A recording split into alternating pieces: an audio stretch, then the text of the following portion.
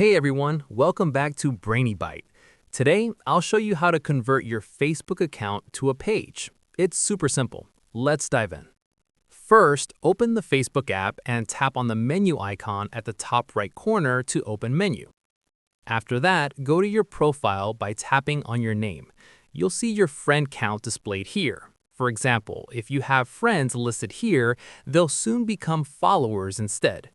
Now tap the three dots or the settings button on your profile right beside the Add to Story button, then select Turn on Professional Mode. Tap Turn on to confirm, then hit Continue to proceed through the setup process. Once that's done, go back to your profile page. Here's the key change. Your Facebook friends have now been converted to followers. This means your account is now functioning as a Facebook business page or creator profile.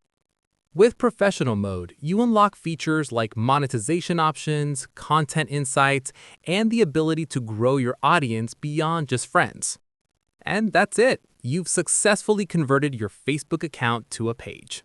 If this tutorial helped you, subscribe to Brainy Bite for more Facebook tips and tricks. See you in the next one.